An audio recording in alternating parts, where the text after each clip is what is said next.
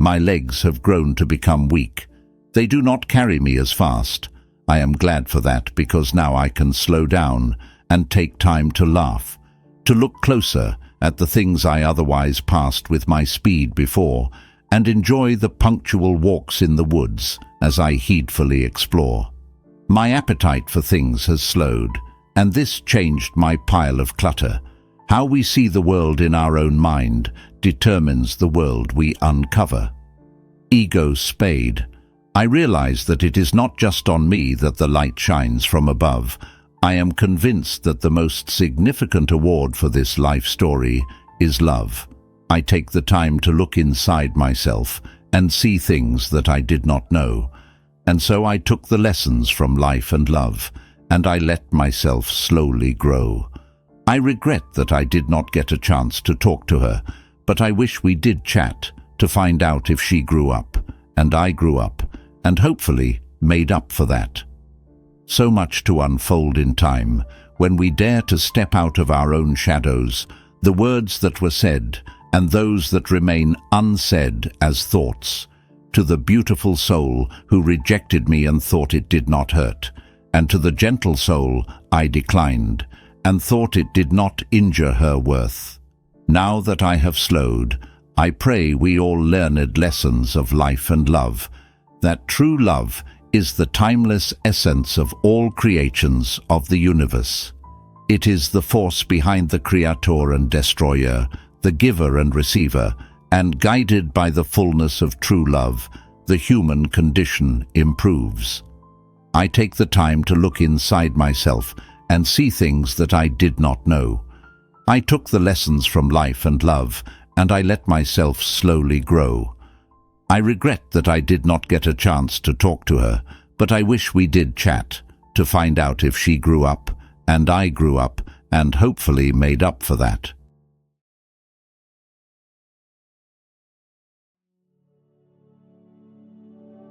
There are better love stories out there than those we are conditioned to believe.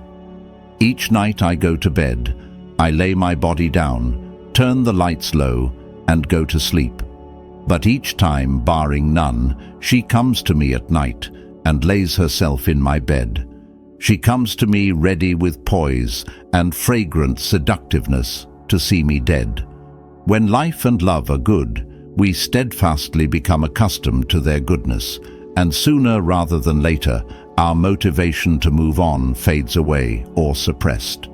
Each night under my own will, I let her in, and she gladly joins me in my bed. She comes to me ready with poise and fragrant seductiveness to see me dead.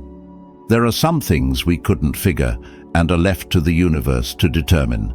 I can tell when she smiles that she's ready to take my life once again, for certain.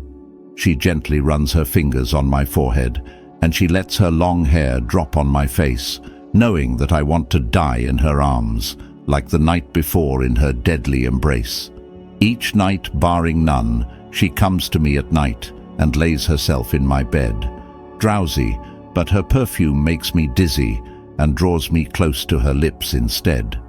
It is our most precious moment together, since we broke our trust and parted ways.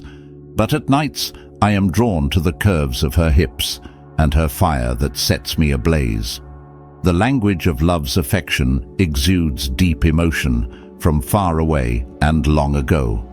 I can feel her warm, soft breath, which signals the moment, that part of the show. I must endure the pain of solitude that separation and longings have bestowed.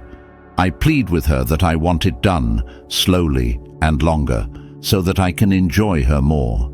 We talk of the good times we had together and the fond memories we shared, reflect on the fights we had and the boundaries we reluctantly crossed and dared, of passionate love, the laughter and the tears which helped to cement our bond, of the unending reminiscences from here and there from which we became fond. And so, slowly she sedates me into sleep, just like the night before and before that, dying in the arms of my lover, without a worry if I will wake up tomorrow or not. Without care, under the gaze of my lover, our souls together in love's abyss deep, uninterrupted in our most intimate moments, my existence evaporates in deep sleep.